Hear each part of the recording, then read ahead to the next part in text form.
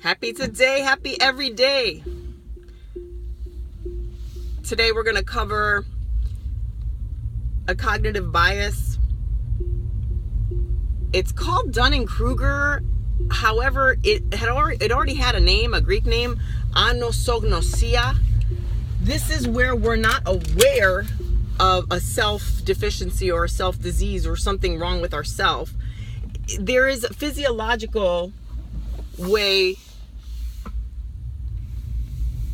that you can have anosognosia through brain damage, like impact, like external thing hitting your brain. Now, what we don't consider are the external data pieces and things that come into our brain that are also impacting it for us to have this anosognosia, this inability to be aware of a self-disease. So, this was one I was working on yesterday, and I was like, okay, well, where do I not know things about myself? Okay, I can, and it's just a matter of self-evaluation, and actually taking a step back and asking people, okay, well, how was my interaction with you? Like, when I sent you that email with that document, did it come to as a surprise? Did you understand what I wanted you to do? Because what I noticed, even in my professional career, doing the corporate stuff, the cog in the wheel stuff, which I'm not that great at. Went from being a music executive to like little cog in the wheel, and I didn't know that if I sent an email with information in it, people weren't going to get it. They needed me to actually schedule a meeting so that we could sit there and talk about it, and for me to explain things,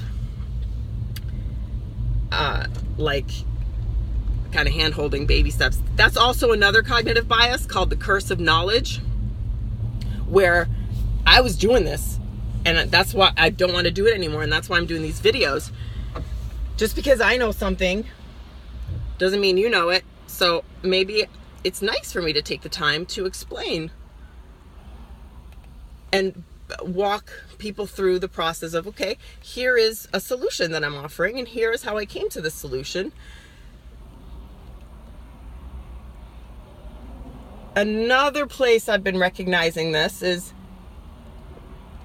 maybe because I don't have that higher stature, because somebody in a higher level could be like, okay, here, do this.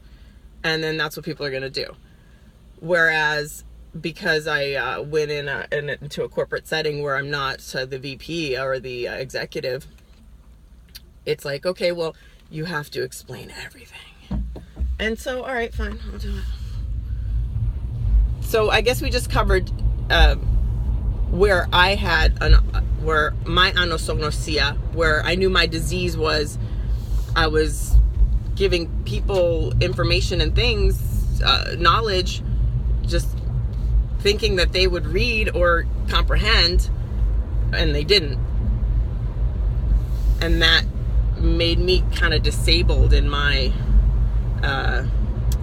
in one corporate setting, where I thrive in others. So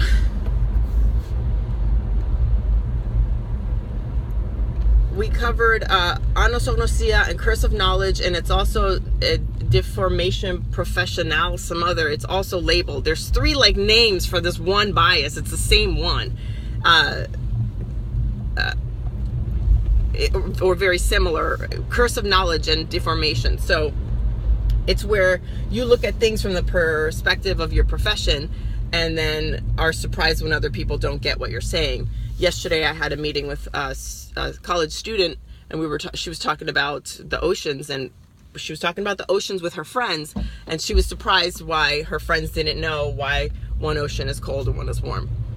And I was like, well, that's kind of bias. Maybe, I glitched him. I was like, well, maybe I'll mention it in my video tomorrow. This video is running a little too long. We're at 4 minutes. Ooh, sorry about that.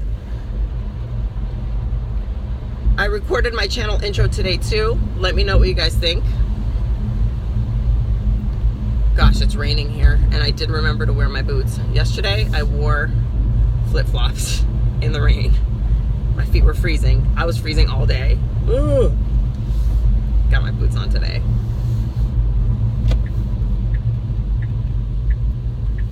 So I'd like to hear from you in the comments if you have questions, or if you need help better understanding cognitive bias, or if you have an example of one and it's like, whoa, I was doing this and I didn't realize it. Share it. I'd love to hear from you. Happy today, happy every day. Enjoy.